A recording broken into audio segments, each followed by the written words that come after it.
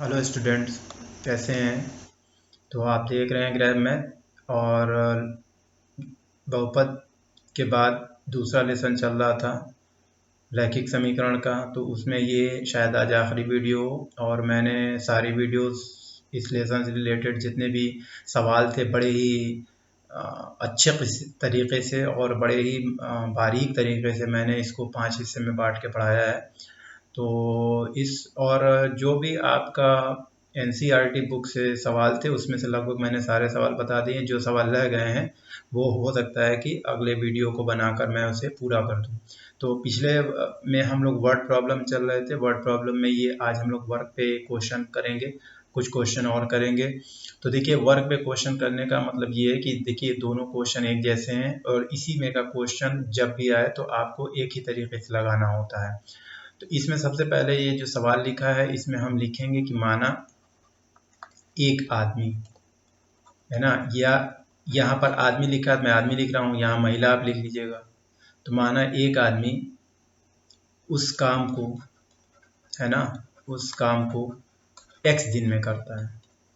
ठीक है, x दिन में करता है। इंग्लिश में क्या लिखेंगे? Let one man alone can finish the work in x days. ठीक है, तो एक दिन का काम क्या हो जाएगा? एक दिन का कार्य क्या हो जाएगा? तो पूरा काम x दिन में करता है तो एक दिन में कितना करेगा? 1/x। समझ में बात आ रही है?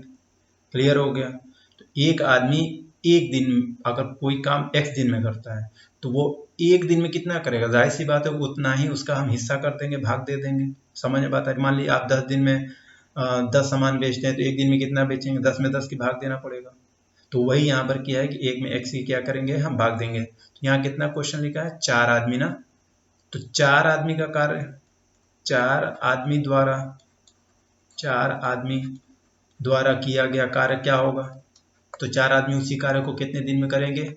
4/x में। समझ बात आ रही है? उसी प्रकार से अच्छा, यहाँ पर हम चाहें तो दोनों एक साथ लिखते सकते हैं। यहाँ पर लिखेंगे उसी प्रकार से माना एक लड़के का, है ना, एक अकेला लड़का उस कार्य को y दिन में करता है, y दिन में पूरा करता है। समझ बात आ रही है? यानी कि हम इसको इस तरीके से लिख सकते हैं इंग्लिश में कि similarly one boy alone can finish this in y days. ठीक है, तो y डेज में पूरा करता है तो एक दिन का काम क्या हो जाएगा? एक दिन का कार्य क्या हो जाएगा? यानी 1 डेज वर्क ऑफ बॉय ए, ऐसे लिखना, 1 डेज वर्क ऑफ बॉय। तो या बॉयज 1 डेज वर्क, तो बॉयज 1 डे वर्क क्या होगा? 1/y। यहाँ पर कितने बॉयज हैं? 6 बॉयज। तो 6 लड़के हैं, यानी कि 6 लड़के, है ना, 6 लड़के के एक दिन का काम कितना होगा? 6/y। 6 लड़कों द्वारा एक दिन का काम, यानी 4 आदमियों द्वारा किया गया एक दिन का काम, है ना, एक दिन का कार्य कितना होगा? 4/x। इसी तरह यहाँ पर 6 लड़कों द्वारा एक दिन का कार्य कितना हो जाएगा? 6/y। ठीक है, अब सवाल ये है कि दोनों मिलकर, देखिए 4 आदमी और 6 लड़के दोनों मिलकर उस काम को 5 दिन में करते हैं। तो यहाँ पर हम लिखेंगे प्रश्नानुसार या अकॉर्डिंग टू क्वेश्चन कि 4 यानी कि एक दिन का काम जो होगा तब क्या होगा? 4 लड़के, 4 आदमी तथा 6 लड़कों का एक दिन का काम क्या होगा? यानी दोनों मिलकर 5 दिन में पूरा करते हैं तो दोनों मिलकर एक काम को एक दिन में कितना पूरा करेंगे? जाहिर सी बात है कि उसका 5वां हिस्सा। ठीक है, तो प्रश्न अनुसार हम लिख देंगे, बस बात खत्म हो जाएगी। यानी कि दोनों मिलकर उसी कार्य को कितने दिन में करेंगे? तो जाहिर सी बात है कि तो सिंस, या इंग्लिश में लिखेंगे सिंस 4 men and 6 boys, ठीक है, can finish the work in 5 days. तो now the both in 1 days work, 1 days work कितना हो जाएगा? 1/5।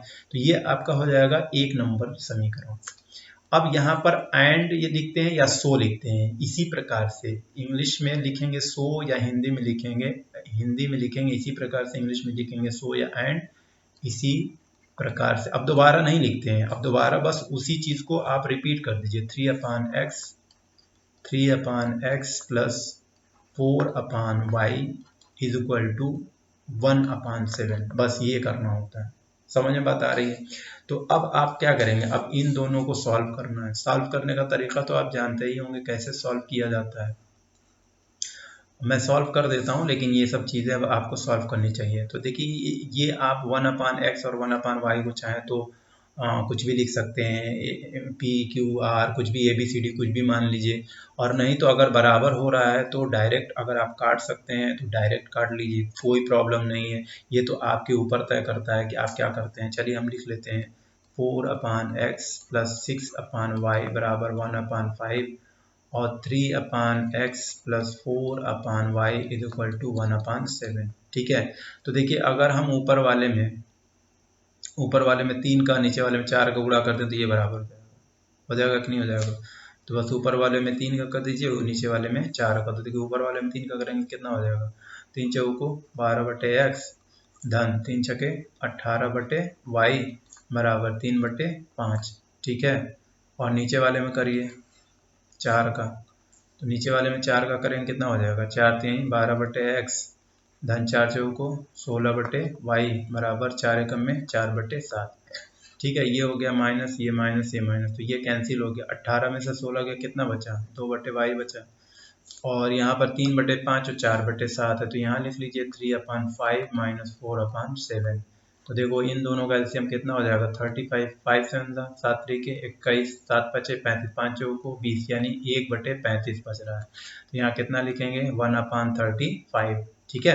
तो 1/35 का क्या मतलब हो जाएगा, 35 का इधर गुणा 2 का इधर, तो y की वैल्यू क्या हो जाएगी, y इधर चला जाएगा, 35 गुना 70 हो जाएगा। तो y की वैल्यू कितनी हो गई, 70।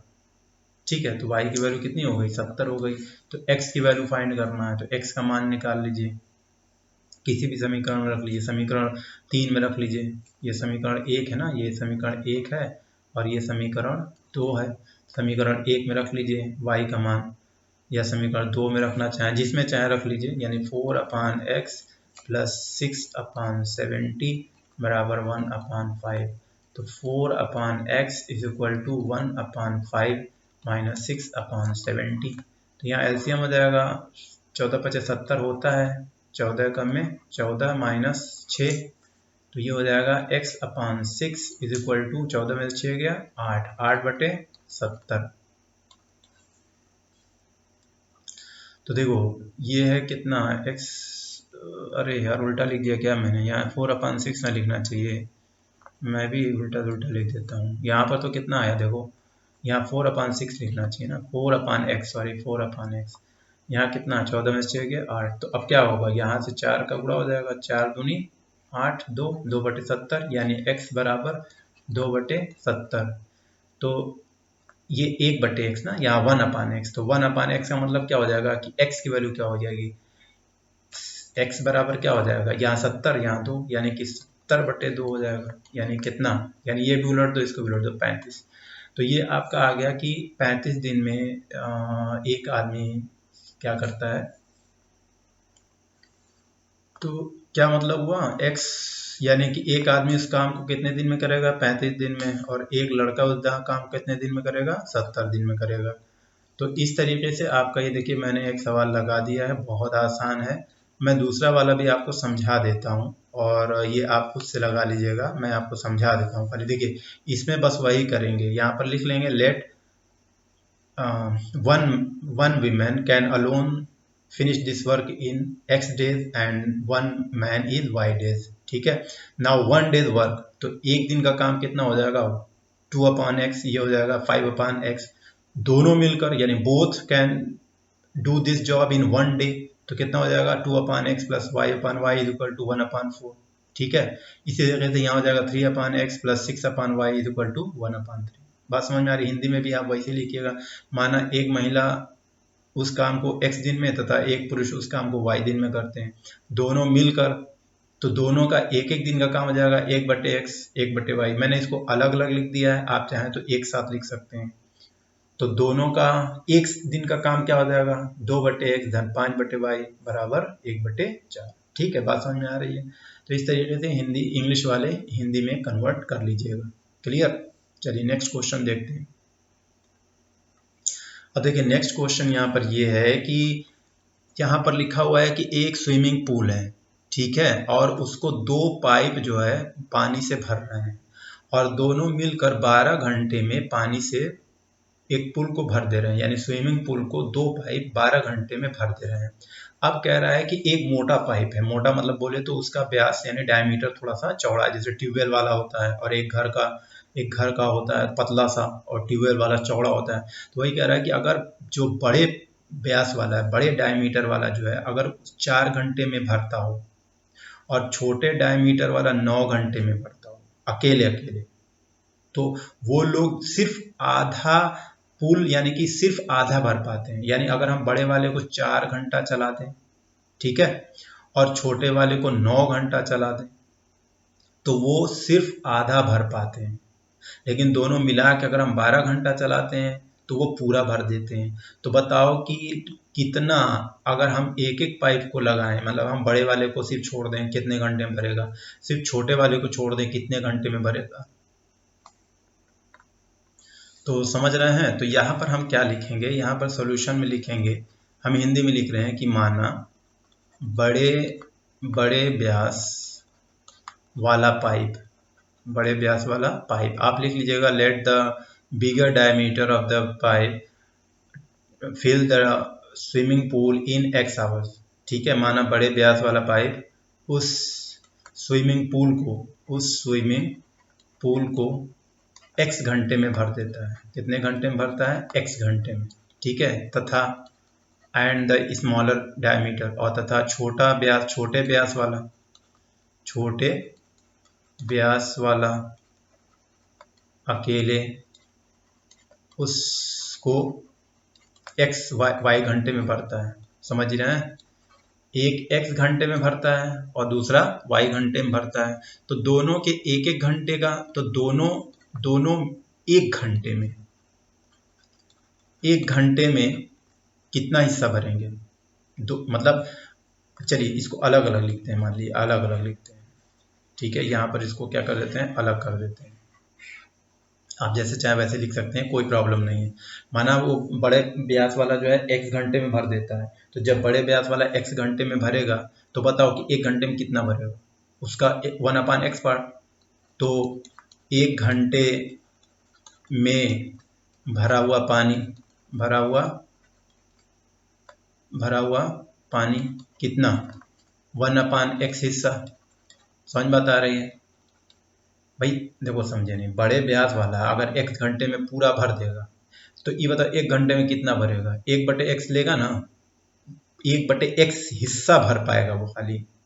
ठीक है, तो बताओ कि 4 घंटे में, नहीं 4 घंटे में, तो 4 घंटे में कितना भरेगा?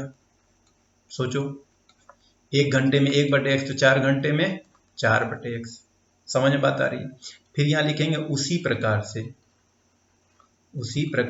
से यदि छोटे व्यास वाला पाइप उस पूल को अकेले y घंटे में भरता है, तो एक घंटे में, तो कितने घंटे में? एक घंटे में क्या?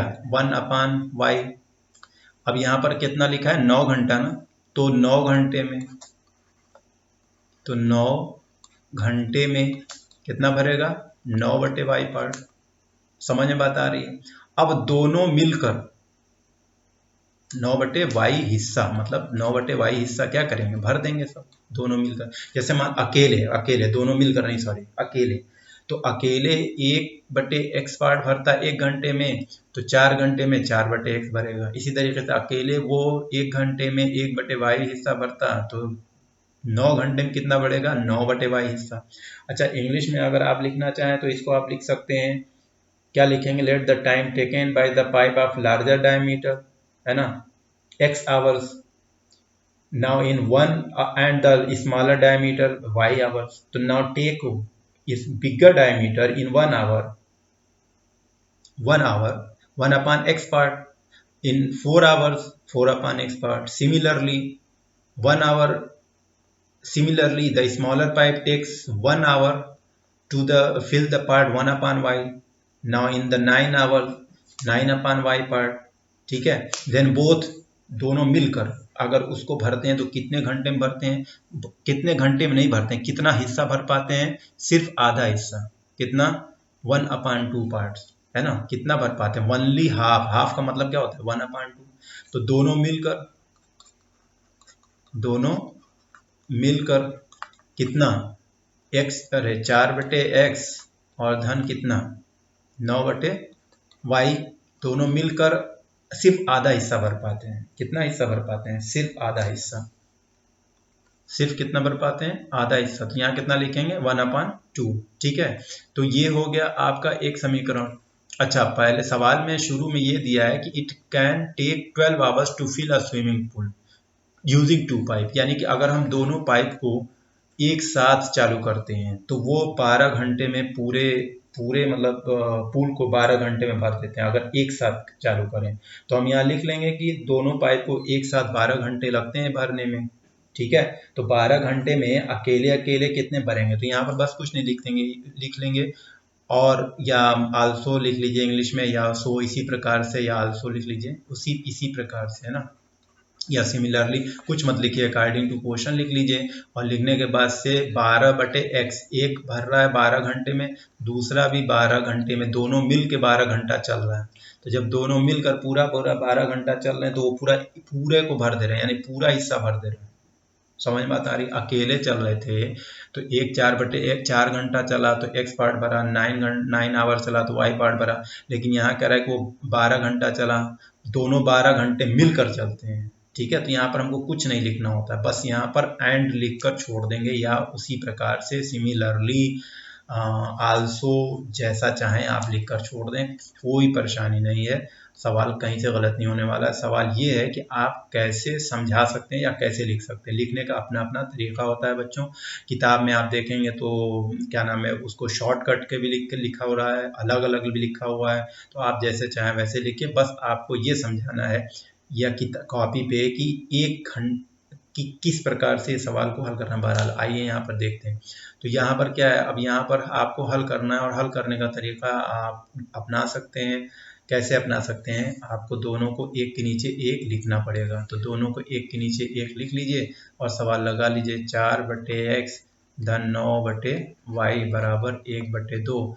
यहाँ लिख लीजिए 12/x और धन 12/y बराबर 1, ठीक है। देखो ऊपर अगर हम 3 का गुणा करते हैं तो बराबर देगा, नहीं 3 का गुणा कर दो, देखो 3 गुणा करोगे 3 चौको 12/x धन 3 9 27/y बराबर 3/2, ठीक है। और ये तो समीकरण 1 था, ये समीकरण 2 है।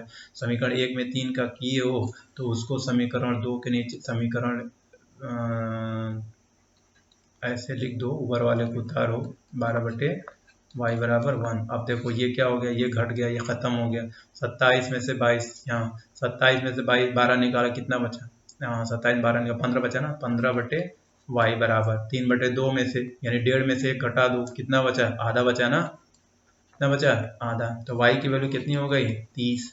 इसका मतलब है कि छोटे व्यास वाला उस पुल को कितने घंटे में भर देगा, 30 घंटे में। अब आप इसी 30 वैल्यू कहीं पर भी रख लीजिए, पहले वाले में रख लें, दूसरे वाले में रख लें, पहले वाले में रख लीजिए, दूसरे वाले में रख लें, चलो जैसी मर्जी हो, पहले वाले में रख लीजिए। तो 4/x धन 9/30 बराबर 1/2। तो ये 4/x प्लस ये उधर चला जाएगा, तो 4/x is equal to 1/2 minus 9/30। LCM कितना हो जाएगा 30, 15 माइनस 9, तो 4/x इज इक्वल टू यहाँ कितना बचा, 9 6 15, 6/30। इससे कैंसिल, 5 आया, 5 4 20। तो x की वैल्यू कितनी आ गई, 20।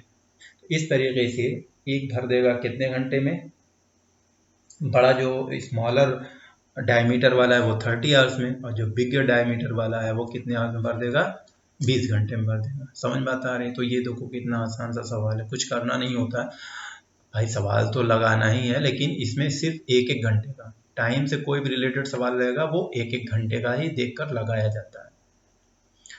अब देखिए हम लोग एक ऐसे सवाल पे चल रहे हैं, ये देखिए एक सवाल ये दिखाई दे रहा है, एक सवाल देखिए यहाँ दिखाई दे रहा है। पहले पहले इस सवाल को देखिए, यहाँ पर लिखा है ना कि एक भाग नियत है, मतलब एक फिक्स्ड रेट है। दूसरे वाले क्वेश्चन में भी यहाँ लिखो कि देखो प्रथम 3 दिनों का एक नियत किराया यानी फिक्स्ड रेट है। अगर हम इस वाले की बात करें, इसमें भी लिखा हुआ है क्या कि एक नियत भाड़ा यानी फिक्स्ड रेट है। समझो होता है क्या है कि मान लो कि आप किसी डॉक्टर के पास गए तो पता है चला कि आपने पर्ची कटाया तो डॉक्टर की फीस है 50 रुपये, वो फिक्स है, 100 रुपये फिक्स है।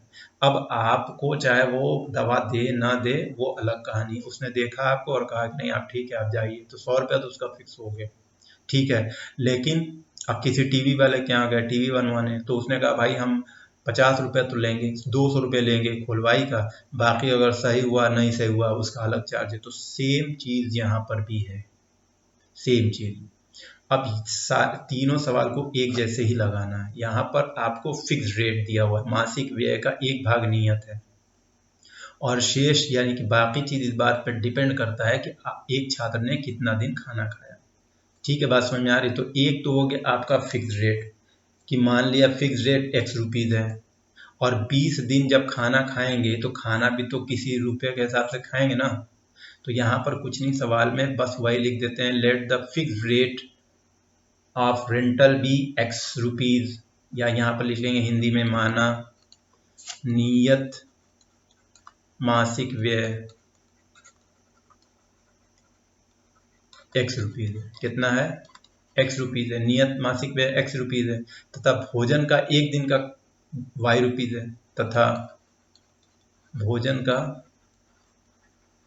का एक दिन का किराया है ना, एक दिन का y रुपीज है। कितना है? y रुपीज है, एक दिन का y रुपीज है। तो बस अब आप जानते हैं यहाँ पर उस बच्चे ने कितना रुपया दिया, 1000 रुपया दिया। तो यहाँ पर कुछ नहीं करना है, यहाँ बस लिखना है प्रश्नानुसार, हिंदी में लिखना है प्रश्नानुसार, चाहे इंग्लिश में लिख लीजिएगा according to question, according to. देखो ये हो गया नियत किराया, ठीक है। अब आपने 20 रुपये 20 दिन खाना खाया, तो 20 दिन खाना खाया y रुपये के हिसाब से, और कुल दिया कितना? 1000 रुपये, ठीक है। उसी प्रकार से सिमिलरली उसी प्रकार से फिर जो बी स्टूडेंट है, उसी प्रकार से जो बी स्टूडेंट है यानी जो बी है वो 26 दिन खाना खाता है, तो फिक्स तो देगा ही रेंटल, उसके अलावा 26 दिन y रुपये के हिसाब से, कुल मिला के उसने कितना दिया? 1180 रुपये, ठीक है। तो माना नियत किराया जो है, नियत मासिक व्यय x रुपीज है। समझ में बात आ रही? तथा भोजन का एक दिन का किराया का कितना है? y रुपीज है। तो ए और बी मिलाकर कुल कितना रुपए दोनों अदा करेंगे। तो यहाँ पर सिर्फ हमको ये नहीं पूछा ए और बी, बस यहाँ पूछा है कि नियत व्यय क्या है और प्रतिदिन भोजन का मूल्य क्या है। तो बस अब आप तो जान ही रहे होंगे कि इसको सॉल्व करना है, और इसको सॉल्व करने का आपके पास बहुत से तरीके हैं, आप जो चाहे उसको क्या करिए अपना लीजिए। ये कैंसिल हो गया, ये हो गया -6y इक्वल टू 180 माइनस 180, 6 से इसको कैंसिल किया तो 3 छक्के 18 यानी 30। तो y की वैल्यू कितनी हो गई? 30 रुपये है ना, यानी कि एक दिन के खाने का दाम कितना था? 30 रुपये था। तो जाहिर सी बात है कि मासिक व्यय क्या होगा। अब ये क्वेश्चन तो मुझे लगता है कि खुद से आप लगा लेना चाहिए, लेकिन चलिए मैं लिख देता हूँ। तो x plus 20 multiply 30 is equal to 1000, तो x is equal to 1000 minus 600 बराबर 400। तो 400 रुपीज़ जो है वो रेंटल था, 400 रुपये जो है वो महीने का किराया, प्लस जो है 30 रुपये एक दिन के खाने का, ठीक है। देखिए नेक्स्ट क्वेश्चन भी वही है कि देखिए प्रथम 3 दिनों का एक नियत किराया है, यानी फर्स्ट 3 डेज का। ये देखिए एनसीईआरटी बुक का इंग्लिश वाले इंग्लिश किताब में देख लेंगे। तो फिक्स्ड रेट जो है ना 3 दिन का वो कितना है नहीं मालूम, वो है x रुपीज़, मान लेते हैं x रुपीज़ है नियत किराया। तो बस यहाँ पर भी वही लिखेंगे, इंग्लिश में लिख लेंगे fixed cost of the book for first 3 days be x rupees, और हिंदी में क्या लिखेंगे? माना प्रथम 3 दिन है ना, प्रथम 3 दिनों में नियत किराया x रुपीज़ है। नियत किराया कितना है? x रुपीज़ है, ठीक है। उसके बाद से प्रतिदिन का अलग से किराया, तथा प्रतिदिन का अतिरिक्त किराया है ना, कितना है? y रुपीज़ है। समझ में बात आ रही है? उसमें इंग्लिश में भी ऐसे लिख लीजिएगा, and the fix rate be X rupees and the extra charges be Y rupees for 1 day. तो बस अब देखो यहाँ पर क्या लिखा है, सरिता ने 7 दिनों तक एक पुस्तक रखा। तो बताओ 7 दिन तक जब किताब रखेगा तो 3 दिन का तो उसका फिक्स है, बचा कितना, 4 दिन। तो देखो यहाँ पर लिख लेना आप लोग, सरिता द्वारा, है ना, 7 दिनों तक रखने पर, तो 7 दिन पर रखने पर 3 दिन का तो फिक्स है ना, तो बचा कितना, 4 दिन। तो ये हो गया, ये 3 दिन का एक्स रुपीज, ठीक है, और प्लस कितना, 4 दिन बचा, 4 दिन का वाई रुपीज, मिलाकर उसने कितना दिया, 27 रुपये दिया। ठीक है, ये 1 नंबर समीकरण। उसी प्रकार सूसी द्वारा, है ना, तो सूसी द्वारा क्या हो जाएगा, फिक्स एक्स रुपीज 3 दिन का, लेकिन उसने कितना दिन किताब ले गई है, वो 5 दिन ना, तो 2 दिन का अलग से देना पड़ेगा। देखो 3 दिन का तो उसने फिक्स कर लिया है कि 3 दिन का हम आपको 50 रुपये लेंगे, लेकिन अगर चौथा दिन होगा तो फिर उसका 10 रुपये अलग से चार्ज लगाएंगे। तो 3 दिन का तो इसका हो गया, लेकिन अलग से कितना दिन, 5 दिन, 5 दिन का मतलब 3 दिन वो और 2 दिन वो, तो 2y बराबर कितना, 21 रुपये। ये हो गया इक्वेशन नंबर 2। अब इसको हल करना आपकी जिम्मेदारी है, बहरहाल मैं हल कर देता हूँ। ये हो गया, कट गया, यहाँ बचा 2y, बचा 6, 2 तिहाई 6, तो y की वैल्यू कितनी हो गई, 3 रुपये। यानी पर डे वो एक्स्ट्रा रुपीज़ कितना दे रहा है, एक्स्ट्रा कितना दे रहा है, 3 रुपये दे रहा है। तो नियत किराया कितना था, तो x + 4 × 3 = 27, तो x = 27 - 12 बराबर कितना, 15 रुपये। ठीक है, तो इस तरीके से बच्चों सवाल को जो है आप लगा दिया है मैंने, बहुत ईजी सवाल है। अब देखिए ये क्वेश्चन भी सेम क्वेश्चन है, सेम है, नियत भाड़ा, यानी कि जो एक फिक्स फेयर है, फेयर इंग्लिश में, let the fix fare be X rupees. यहाँ पर मैं थोड़ा एक इंग्लिश में भी लिख दूँ, let the fixed fare be X rupees and फिर यहाँ पर क्या कह रहा है कि अतिरिक्त, यानी एक्स्ट्रा चार्ज क्या है, एक्स्ट्रा चार्ज पर किलोमीटर, एंड एक्स्ट्रा चार्ज पर किलोमीटर कितना, वाई रुपीज मान लेते हैं, मालूम तो है नहीं, यही निकालना। तो अकॉर्डिंग टू द क्वेश्चन, अगर हम क्वेश्चन के हिसाब से बात करें तो कह रहा है कि 10 किलोमीटर दूरी के लिए भाड़ा 105 रुपये देता है। तो देखो पहली बात कि 1 रुपये तो उसका फिक्स था, फिर वो 10 किलोमीटर चला वाई रुपये के हिसाब से, कुल मिलाकर उसने कितना दिया, 105 रुपया। सिमिलरली क्या है, 15 किलोमीटर गया, एक फिक्स किराया अलग से, अब 15 किलोमीटर वाई रुपये के हिसाब से अलग से, कुल मिला के कितना दिया, 155 रुपये दिया। ठीक है, अब सवाल ये पैदा होता है ना इसमें कि एक व्यक्ति को 25 किलोमीटर यात्रा करना कितना देगा, मतलब पहले तो वाई का मान निकाल लो, वाई की वैल्यू आ जाएगी तो सवाल भी लग जाएगा। तो देखिए इसको आप खुद से लगा लीजिएगा, चलिए लगा ही देते हैं यार। तो यहाँ देखिए यहाँ कितना हो जाएगा, -5y बराबर कितना, -50, 5 से काटा तो y की वैल्यू कितनी आ गई, 10 रुपीज़ आ गई, है ना।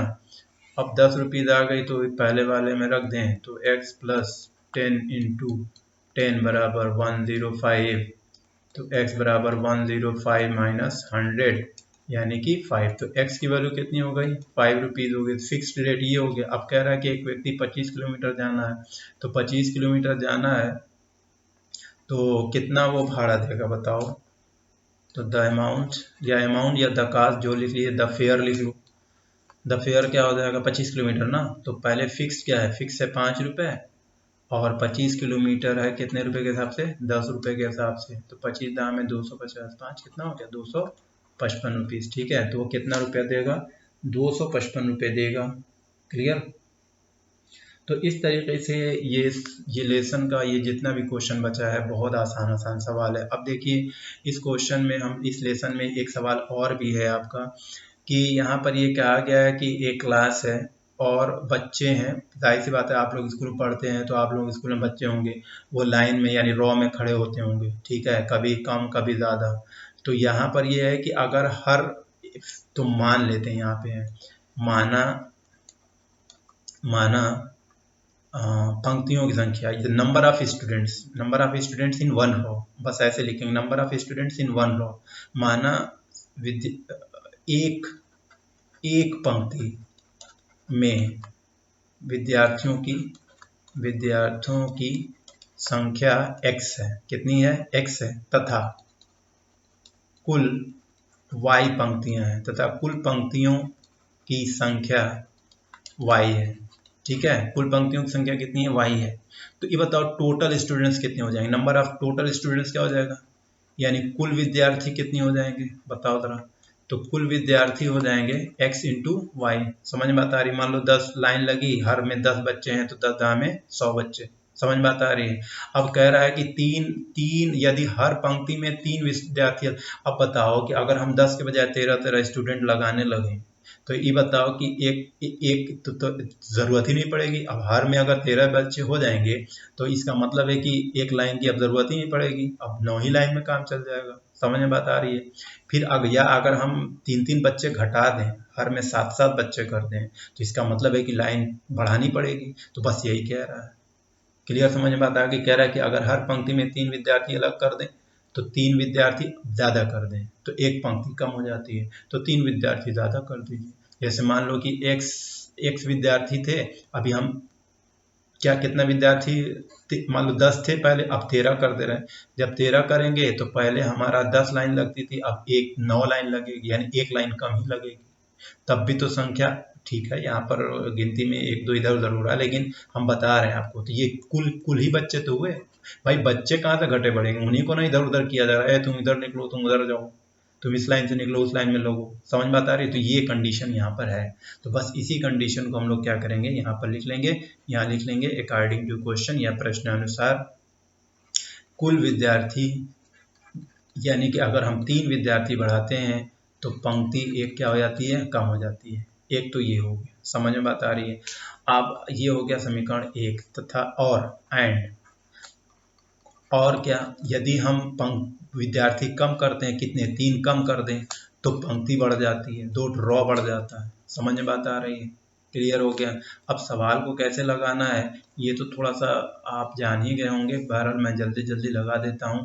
देखिए यहाँ पर इसको क्या करना है, आप समीकरण 1 को यहाँ पर क्या करेंगे बताओ? गुणा भाग करेंगे और क्या करेंगे? यहाँ पर लिख लो xy इज इक्वल टू, ये हो जाएगा xy प्लस 3y -3। देख लो x का y में किया x का -1 में किया तो x का -1 में किया -3 का y में किया तो 3y, 3 का 1 में किया तो -3, ये हो गया।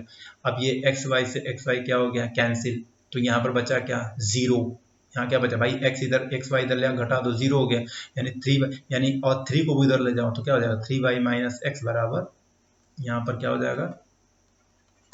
3y - x बराबर 3 उधर चला गया। ये आपका 1 नंबर इक्वेशन हो गया। ठीक है, इसको भी वैसे ही कर लो।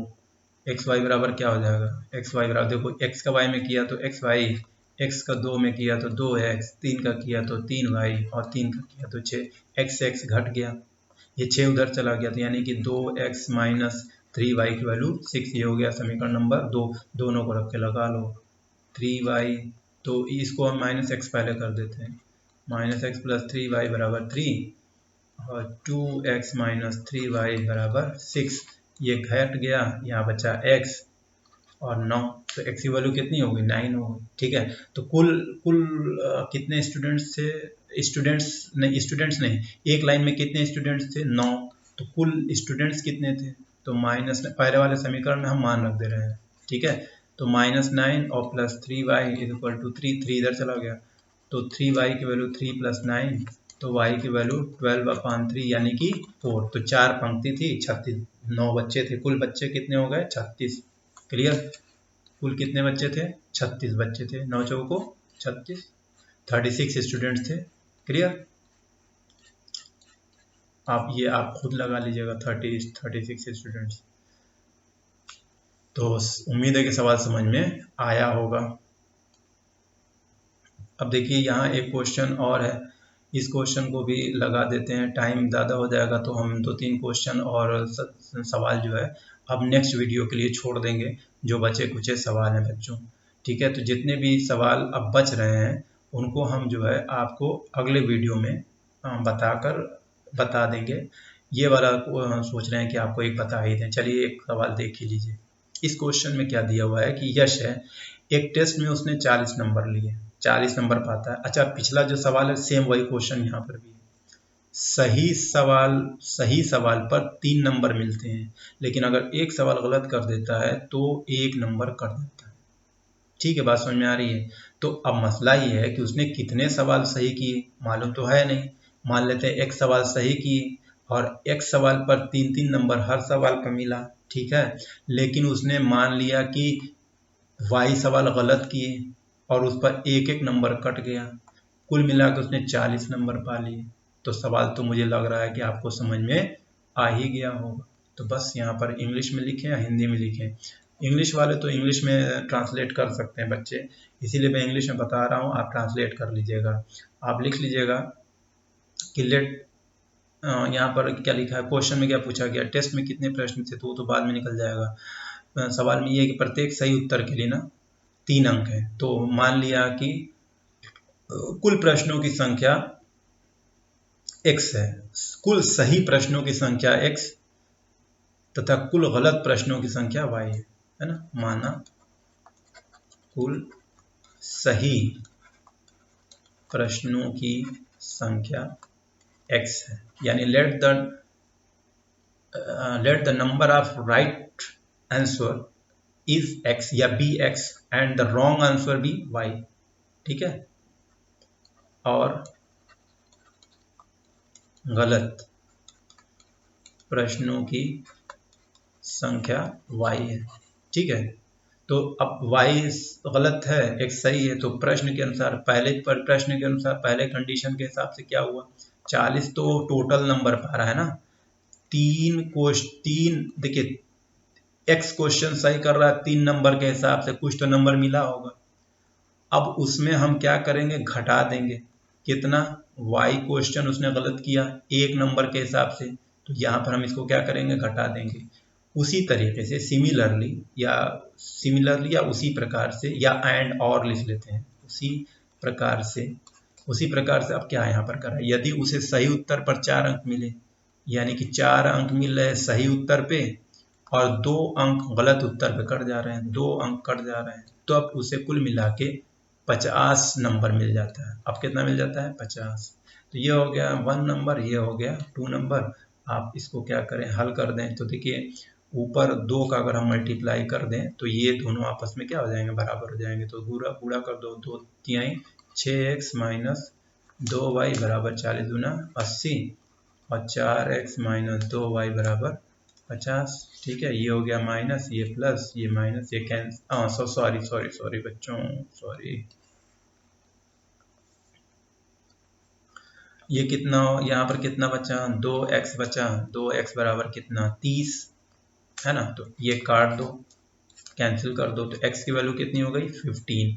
यानी कि उसने कुल 15 क्वेश्चन सही किए, गलत कितने किए होंगे, चलिए आइए देख लेते हैं। गलत क्वेश्चन कितने थे, 15 सही थे, गलत क्या थे, गलत थे तो किस में रख दें, समीकरण 1 में रख दें। तो समीकरण 1 में रख दीजिए 3 × 15 minus Y is equal to 40, 15 तियाँ 45, तो माइनस वाई की वैल्यू हो गई -5, तो वाई की वैल्यू हो गई 5। यानी 5 क्वेश्चन उसने गलत किए, 15 क्वेश्चन सही किए।